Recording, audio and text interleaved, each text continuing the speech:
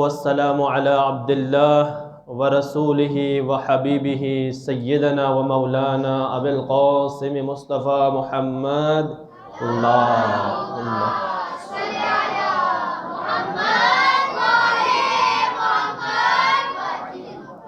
وعلى آله الطيبين الطاهرين واللعنة الدائمة على أعدائهم أجمعين أما بعد فقد قال رسول اللہ صلی اللہ علیہ وآلہ وسلم افضل اعمال امتی انتظار الفرج۔ صلوات پڑھے محمد و آل محمد کی ذات پر۔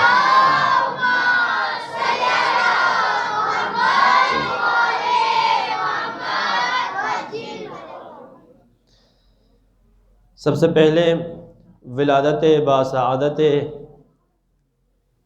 امام علی النقی علیہ السلام کے موقع پر آپ تمام پیروان ولایت کی خدمت میں، بالخصوص رہبر معظم کی خدمت میں، و بالاخص امام زمان اجل اللہ تعالی فرجہ شریف کی خدمت میں ہدیہ تبریک عرض کرتا ہوں۔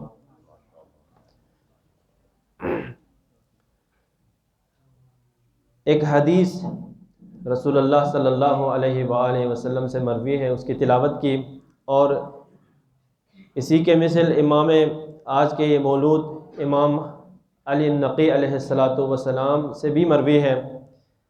امام فرماتے ہیں میرے شیعوں کے افضل اعمال میں سے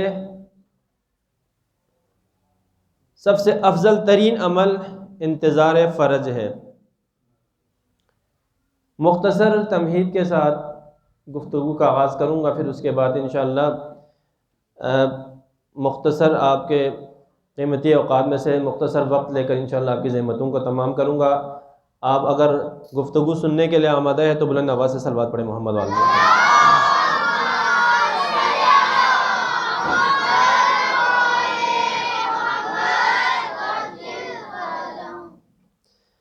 محمد۔ در حقیقت یہ محافل و مجالس جو ہم ولادت و شہادت کے موقع پر ہم برگزار کرتے ہیں، اس کا مقصد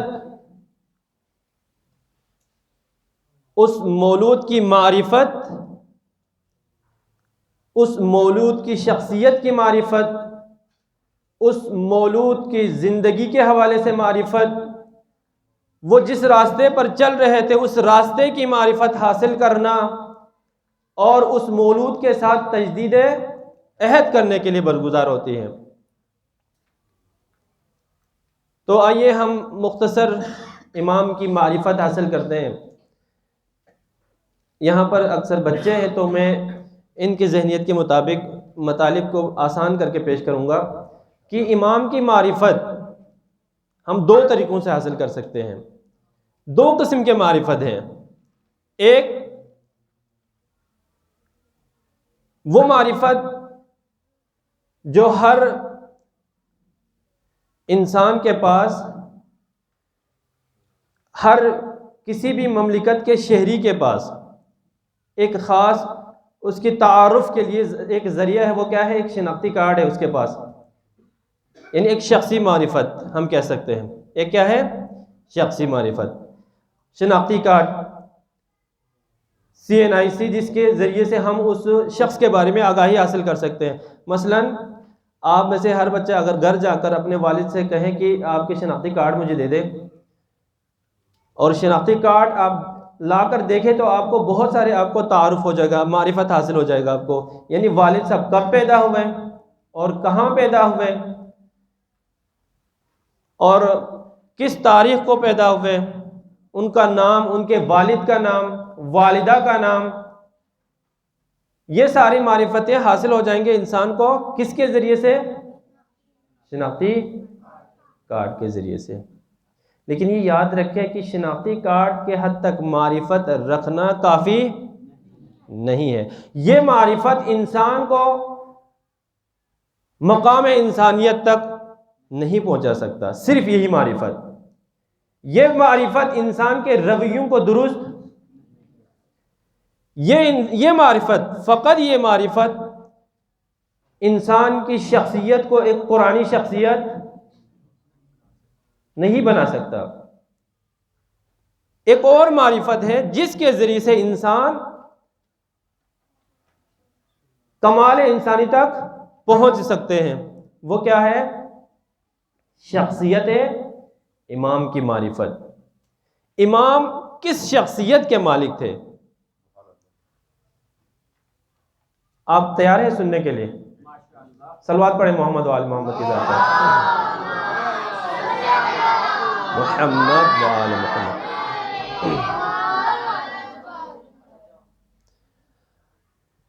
جس زمانے میں ہم زندگی بسر کر رہے ہیں، اس عصر میں بہت سارے ایسے موضوعات ہیں جس کو وضاحت کے ساتھ کھولنے کی ضرورت ہے، تفسیر کرنے کی ضرورت ہے، تشریح کرنے کی ضرورت ہے، لیکن ہمارے پاس جو ہے نا وقت کم ہے، اس لیے انشاءاللہ ہم موضوعات کا نام لیتا ہوں، پھر اس کے بعد وضاحت کریں گے۔ آپ بچوں کے لیے خصوصاً آنے والے نسلوں کے لیے، جوانوں کے لیے ان موضوعات میں سے ایک یہ ہے۔ اس وقت ہم اپنے سرزمین کی بات کریں، پاکستان کے اندر توجہ کریں، مثلا اس وقت کیا ہے؟ تقلید کے مقابلے میں کیا ہے؟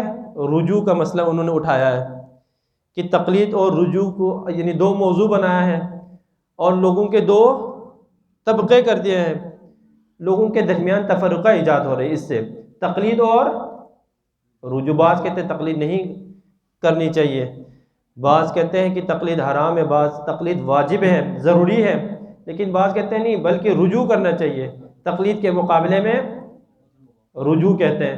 ایک اور موضوع ہے کہ ولایت فقیہ، ولایت فقیہ کے مقابلے میں کیا بنایا ہے اس وقت پاکستان کے اندر؟ ولایت علی۔ اس کے ذریعے سے جو مؤمن ہے، شیعہ ہے، جو اہل بیت سے محبت رکھتے ہیں، عقیدت رکھتے ہیں، ان کے درمیان کیا ہو رہے ہیں؟ تفرقہ ایجاد ہو رہے ہیں کہ ولایت فقیہ کے مقابلے میں کیا ہے؟ ولایت علی۔ عنوان بہت خوبصورت ہے، لیکن ہم اس کے پیچھے جائیں، آگاہی حاصل کریں، اس کی معرفت حاصل کریں کہ اس عنوان کے تحت کیا ہو رہا ہے، اس کو کس کے لیے استعمال کر رہا ہے۔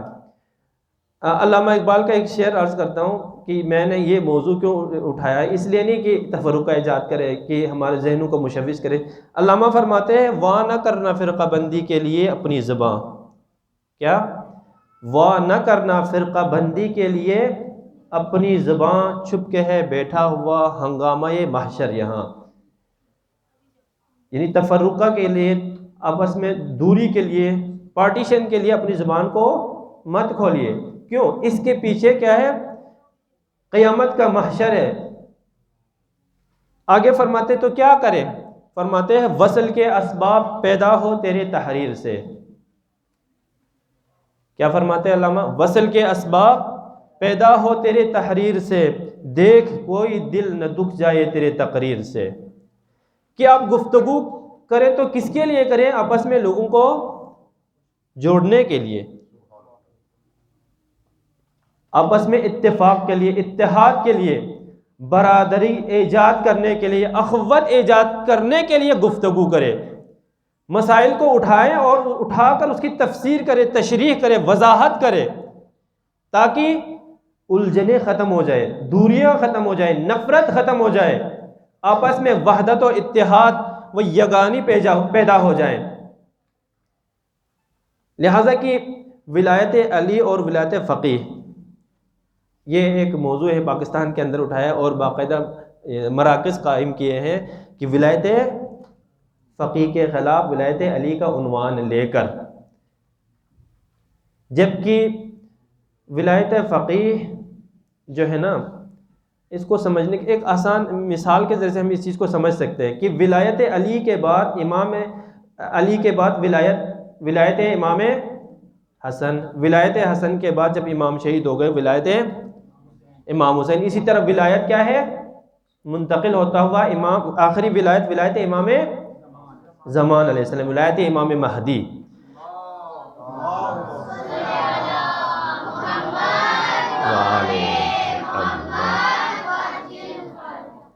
اب ولایت امام مہدی، امام مہدی پردہ غیبت میں ہے تو امام کا نمائندہ ہونا چاہیے نا ہمارے درمیان؟ نہیں ہونا چاہیے؟ نمائندہ خود امام علی علیہ السلام اپنے زمانے میں نمائندہ بناتے تھے، مختلف شہروں میں اپنے نمائندہ بناتے تھے. تو امام مہدی کو نمائندہ نہیں چاہیے جو امام کے مکتب کو پیش کرے، امام کے مذہب کو لوگوں کے درمیان پیش کرے اور اس کی حفاظت کرے، مکتب تشیع کی دفاع کرے، دشمنان مکتب تشیع کا مقابلہ کرے. امام کا نمائندہ چاہیے. صحیح. اب ولایت فقیہ کیا ہے؟ ولایت فقیہ اصل میں ولایت مہدی کے لیے زمینہ سازی کرنے کے لیے، ولایت مہدی کے لیے آمادگی ایجاد کرنے کے لیے ہے. جب امام ظہور ہو جائیں گے تو پھر ولایت فقیہ کا عنوان ولایت مہدی میں تبدیل ہو جائیں گے اور امام مہدی کی ولایت قائم ہو جائیں گے. صلوات پڑھیں محمد و آل محمد کی ذات پر.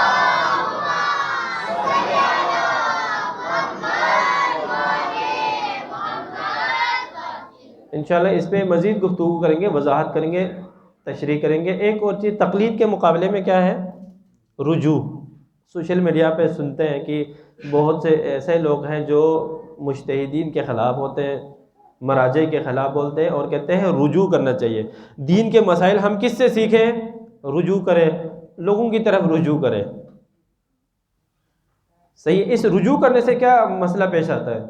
تقلید نہ کرے تو تقلید اس لیے کرتے ہیں کیونکہ ہمارے پاس ٹائم نہیں ہے مکمل طور پر دین کی گہرائی تک جا کر دین کو سمجھ سکے.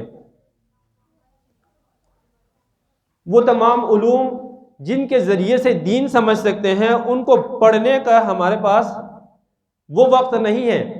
مجتہد کیا کرتے ہیں؟ پوری زندگی کو کیا صرف کرتے ہیں دین اسلام کے لیے، دین کو سمجھنے کے لیے اپنے مکمل طور پر اپنی زندگی صرف کرتے ہیں. پھر جا کر دینی مسائل کو پیش کرتے ہیں.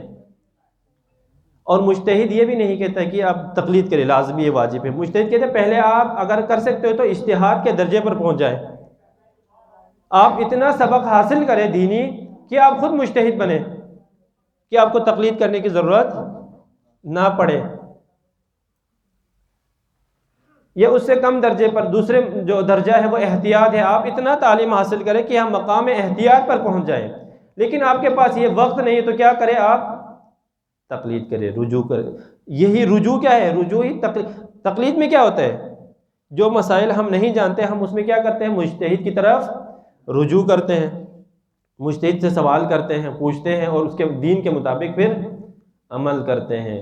لہٰذا یہ جو رجوع کا جو مسئلہ اٹھایا ہوا ہے یہ اس سے کیا ہو رہے ہیں؟ آپس میں تفرقے ایجاد ہو رہے ہیں. لہٰذا قرآن کا بھی حکم یہی کہ تفرقہ ایجاد نہ کرے، آپس میں اتحاد و وحدت ایجاد کرے. تو یہ دو ٹاپک جو ہم نے ابھی چھیڑا انشاءاللہ اگلے وقتوں میں ہم بیان کریں گے. اب ہم آتے ہیں کہ ہم کیا کہا تھا کہ امام کی معرفت کے دو طریقے ہیں. ایک معرفت سے انسان کمال انسانی تک نہیں پہنچ سکتا، مقام انسانی تک نہیں پہنچ سکتا، انسان تربیت یافتہ نہیں ہو سکتا. وہ صرف اس معرفت کے ذریعے سے انسان کمال تک نہیں پہنچ سکتا. وہ کیا ہے؟ شناختی کارڈ کے حد تک معرفت، صرف شناختی کارڈ کے حد تک. یعنی امام کا نام کیا تھا، امام کب پیدا ہوئے، امام کی عمر کتنی تھی، یہ معرفت ضروری ہے لیکن اسی پر رکنا نہیں ہے. اگر واقعاً امام کا شیعہ بننا چاہتے ہیں، واقعاً امام کا ناصر بننا چاہتے ہیں، واقعاً امام کا شیعہ اور امام کا پیروکار بننا چاہتے ہیں تو امام کی صرف اسی معرفت پر باقی نہ رہے بلکہ امام کی شخصیت کی معرفت حاصل کرے کہ وہ امام کس شخصیت کے مالک تھے. تین نکات میں نے لکھ کے لایا ہے آپ کی خدمت میں کہ امام علمی لحاظ سے امام کی شخصیت کیسی تھی، شجاعت کے لحاظ سے امام کی شخصیت کیسی تھی اور کون کون سی چیزیں امام کے اندر تھی.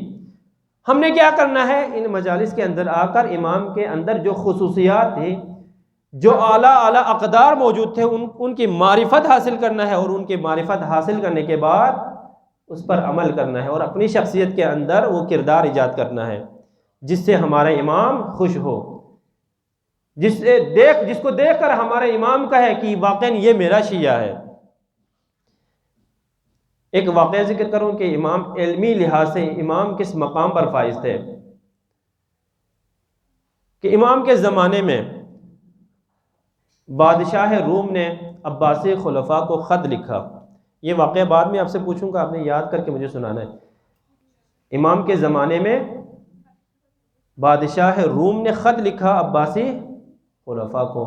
امام کے زمانے میں بنو عباس کی حکومت تھی اسلامی مملکت پر. انہوں نے خط لکھا. اس خط کے اندر انہوں نے ذکر کیا کہ توریت میں ہم نے پڑھا ہے کہ ایک آسمانی سورہ ہے. کیا ہے؟ ایک آسمانی سورہ ہے جس کو پڑھ کر پھر اس پر عمل کرنے سے انسان جہنم کے آگ سے بچ سکتا ہے، نجات حاصل کر سکتا ہے.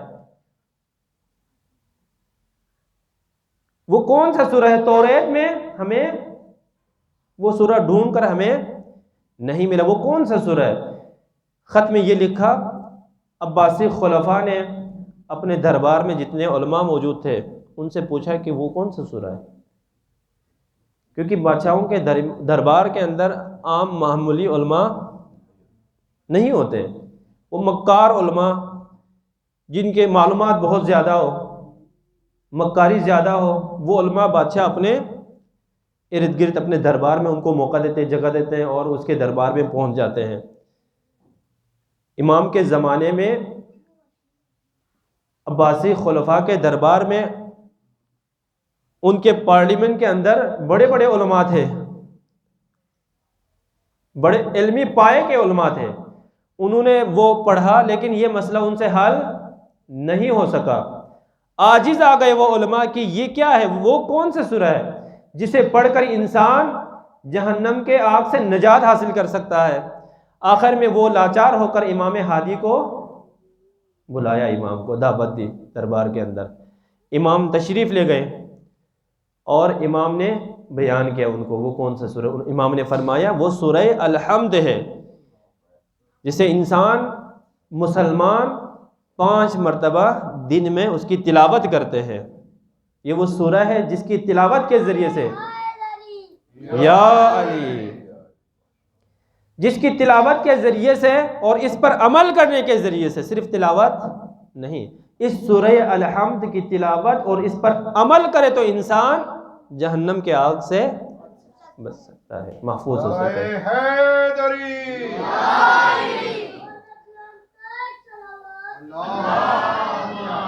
صلی علی محمد وآل محمد. یہاں سے یہ ثابت ہوا کہ ہمارا امام 10ویں امام علمی لحاظ سے اپنے زمانے کے تمام علماء سے برتر تھے. لہٰذا ہمیں کیا کرنا چاہیے؟ ہم علمی لحاظ سے مضبوط ہو جائیں، محکم ہو جائیں اور دنیا میں حل نہ ہونے والے مسائل کو ہم حل کرنے کے قابل ہو جائیں. تب جا کر ہم شیعہ بن سکتے ہیں، تب جا کر ہم پیروکار امام علی بن سکتے ہیں، تب جا کر ہم پیروکار امام علی النقی بن سکتے ہیں. صلوات پڑھے محمد و آل محمد کی ذات پر.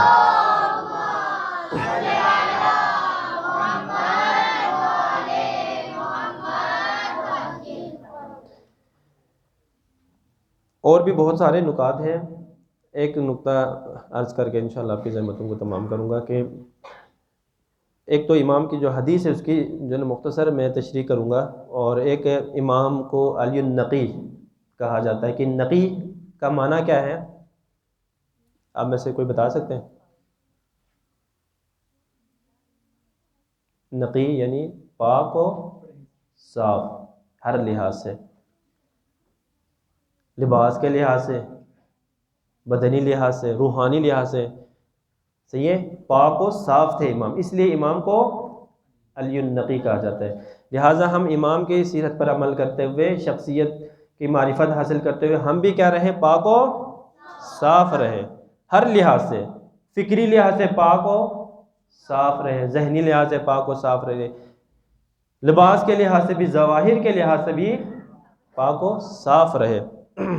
اور امام کو ہادی بھی کہا جاتا ہے. امام کو ہادی، ہادی کا مطلب کیا ہے؟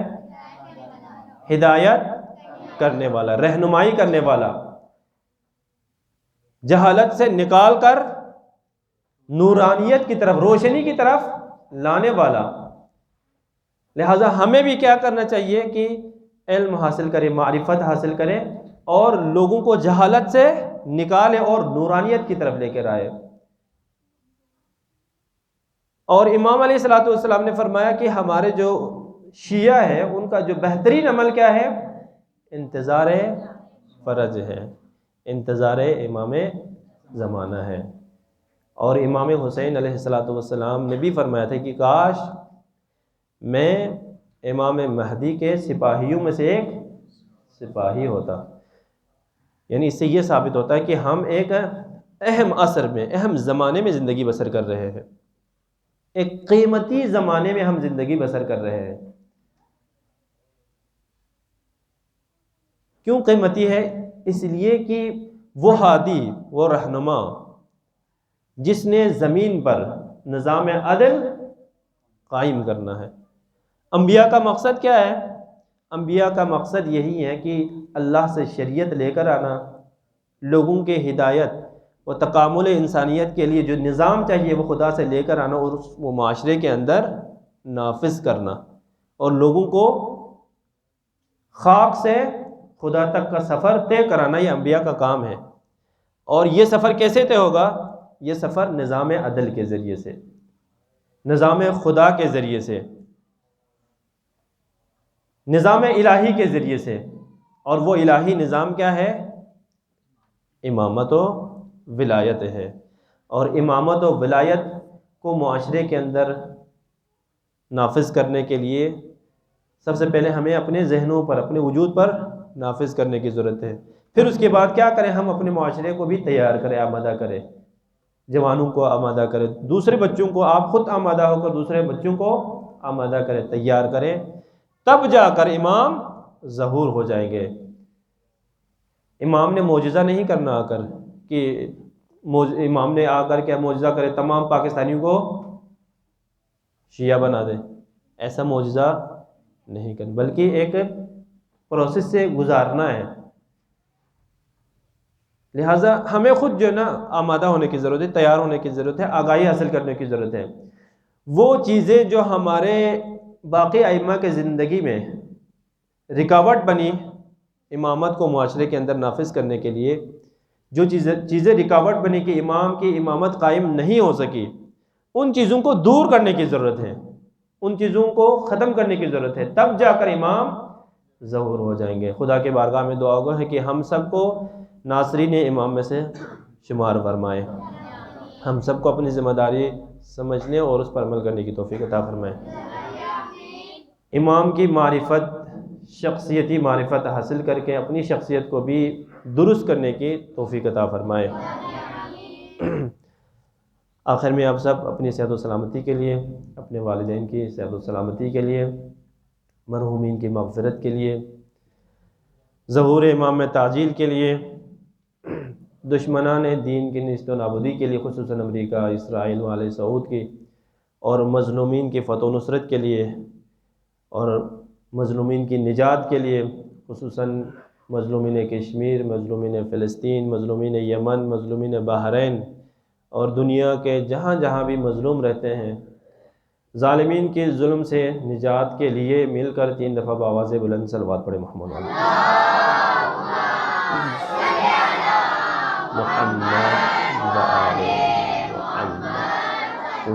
اللہم صلی علی محمد وآل محمد، اللہم صلی علی محمد وآل محمد وعجل فرجہم۔ رحم اللہ من قرأ الفاتحہ۔ بسم اللہ الرحمن الرحیم۔